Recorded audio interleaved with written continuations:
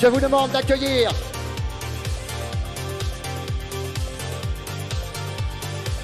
le président du mouvement VIA, Jean-Frédéric Poisson.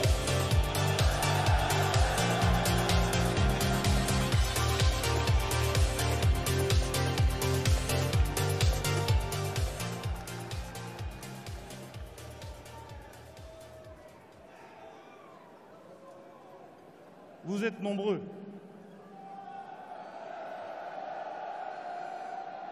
Et merci de la chaleur de votre accueil qui est bien dans la tradition de la région où nous sommes aujourd'hui. Merci de manifester une fois de plus votre magnifique sens de l'hospitalité. Et merci de nous accueillir comme vous le faites dans la joie, la bonne humeur et une très grande quantité. Merci à tous.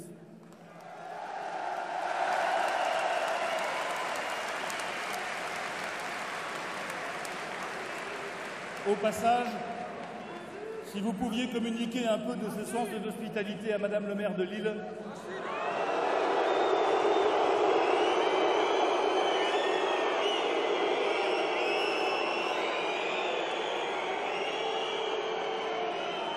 Voilà, je crois qu'elle nous a entendus. 1, 4, 11, 12, 21, 26, 29, 37. Non, ce ne sont pas les numéros du loto de vendredi prochain. D'ailleurs, si j'avais les numéros du loto de vendredi prochain, je pense que je ne vous les donnerais pas. C'est le bilan catastrophique d'Emmanuel Macron. Après son quinquennat,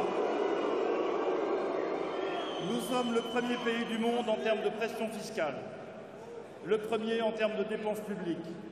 Nous avons le 4e taux de chômage le plus élevé d'Europe, le 11e taux d'espérance de vie pour la mortalité prénatale, le 12e pays de l'Union européenne où nous sommes en nombre de millions de morts du Covid par million d'habitants. Nous sommes le 21e pays du monde en ce qui concerne d'Europe, en ce qui concerne l'espérance de vie, le 26e pays de l'OCDE en ce qui concerne la qualité de notre éducation, le 37e en ce qui concerne l'efficacité de la justice. Et tout ça, mes chers amis, à la grande gloire de notre ministre des Finances, nous a coûté 500 milliards d'euros de dettes supplémentaires. On ne peut pas dire que ça soit une bonne affaire.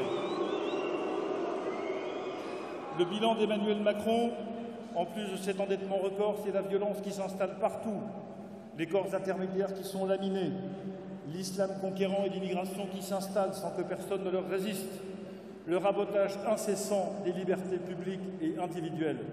Et je veux ici spécialement remercier Éric Zemmour d'avoir pris l'engagement d'être le seul candidat à avoir promis qu'il abrogerait sans délai tous les textes qui réduisent au quotidien nos libertés, tous les passes de toutes sortes.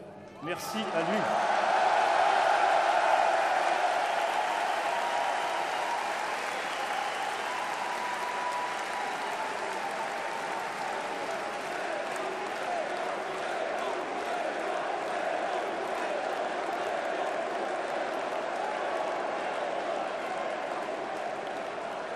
Emmanuel Macron, c'est le mépris permanent du peuple, c'est l'arrogance comme mode de gouvernement, c'est la maltraitance des travailleurs salariés, c'est la maltraitance des enfants qui sont empêchés d'être éduqués correctement parce qu'ils portent un masque à l'école toute la journée. C'est la maltraitance des personnes âgées dans nos maisons de retraite qu'on a laissé mourir depuis le début de la crise sanitaire.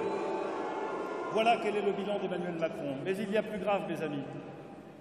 En plus de la nécessité pour tous de sortir de ce bilan terrible et de sa prolongation, Emmanuel Macron prépare, avec l'aide de l'Union européenne, l'identité numérique, la suppression de l'argent liquide, la mise sous contrôle des politiques migratoires européennes avec le pacte migratoire européen. Et au fond, ce qui nous attend, c'est le contrôle social à la chinoise, dirigé par le règne de l'argent, au mépris de nos intérêts, de nos libertés et de notre dignité.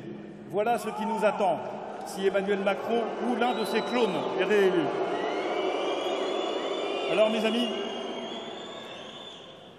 puisque nous avons beaucoup de temps à passer ensemble, mais que je dois terminer rapidement, pourquoi faut-il soutenir Éric Zemmour? Parce que d'abord, c'est le seul qui se soit engagé à rompre de manière définitive avec toutes ces politiques, avec la soumission de la France. C'est le seul qui veut rendre à notre pays, à nous tous, les libertés que nous avons conquises dans l'histoire, grâce aux générations qui nous ont précédés. Le seul qui veut refaire de la France un pays libre et indépendant. Le seul qui veut faire cesser la fabrication de la pauvreté et de l'indignité qui est la gangrène de la société française.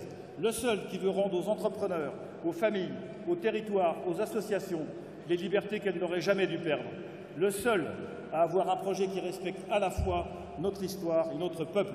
Voilà pourquoi il faut le soutenir et voilà, comme vous, tout comme vous, pourquoi je suis là aujourd'hui, en étant certain que nous gagnerons cette élection présidentielle. Merci de votre courage, de votre engagement. Vive la victoire, vive la France!